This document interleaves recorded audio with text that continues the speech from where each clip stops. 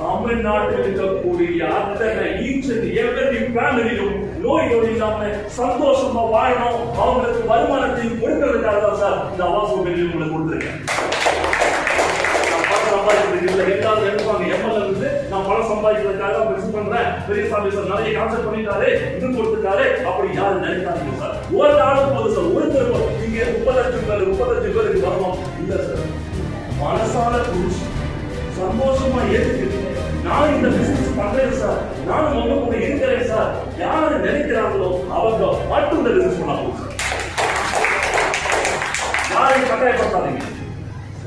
நீங்க பண்ண வாங்க சார், நான் அது பண்ணித்தரேன், இது பண்ணித்தரேன், இப்படி பண்ணித்தரேன், அப்படி பண்றேன்னு சொல்லாதீங்க சார். மனசுக்கு இஷ்டப்பட்டு மற்றவங்களோட வாழ்க்கை நல்லா இருக்கணும், என் நண்பரோட வாழ்க்கை நல்லா இருக்கணும், குடும்பத்தோட வாழ்க்கை நல்லா இருக்கணும், என் நண்பரோட வாழ்க்கை நல்லா இருக்கணும், அப்படி ஒரு ஆளோட வாழ்க்கை நம்ம நோய் இல்லாம வாழ்க்கை போட்டு கொடுத்தீங்கன்னா அதுல கிடைக்கக்கூடிய வாழ்க்கை இருப்பாங்க சார். கடவுள் கொடுத்த பணம் சார், சந்தோஷமா இருக்கும் சார்.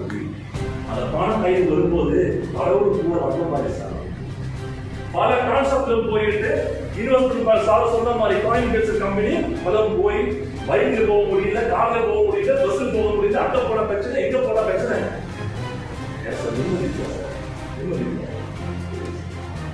எங்களுமே அந்த லீடர்ஸ்க்கு நெட்வொர்க் அத்தனை லீடர்ஸுக்கு ஒரு வேண்டுகோள் இருக்கு சார். நல்லது பண்ணுங்க, நல்லது செய்யுங்க சார். இது வரைக்கும் நீங்க என்ன சொல்லி பண்ணிருக்கீங்களோ அத்தனை பிரதிநிதி எது இதுதான். இது பண்ணா போதும். எவ்வளவு தப்பு பண்ணிருக்கீங்களோ முன்னாடி, எத்தனை பேரோட கஷ்டத்தை நீங்க வாங்கிருக்கீங்களோ அது தானி ஆயிடும். புரியுதா?